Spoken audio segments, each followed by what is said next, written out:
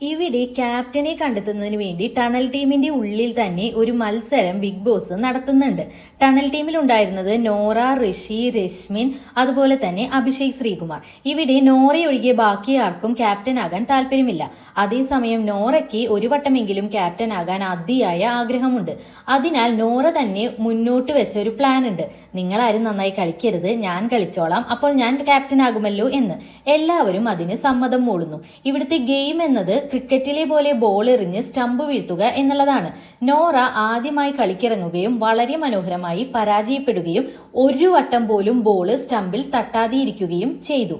അതേസമയം പിന്നീട് വന്ന അഭിഷേക് ശ്രീകുമാർ മുൻപ് തീരുമാനിച്ച പ്ലാനിനോട് നീതി പുലർത്തുന്ന രീതിയിൽ അലസമായി കളിക്കുകയും ഒരു വിക്കറ്റും വീഴ്ത്താതിരിക്കുകയും ചെയ്തു.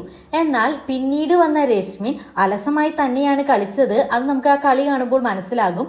എങ്ങനെയോ അബദ്ധത്തിൽ ഒരു വിക്കറ്റ് വീഴ്ത്തി.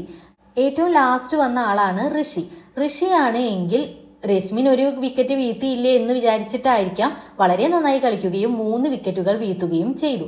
അതോടുകൂടി ഒബ്വിയസ്ലി ക്യാപ്റ്റൻ ഋഷിയായി. എന്തായാലും നോറ ഇതിൽ അത്ര ഹാപ്പി അല്ല. നോറ പിന്നീട് അഭിഷേകിനോട് പറയുന്നുണ്ട്, രശ്മിൻ നന്നായി കളിച്ചത് കൊണ്ടാണ് ഋഷി പിന്നീട് കളിച്ചത്, അങ്ങനെയാണ് എനിക്ക് തോന്നിയത് എന്ന്.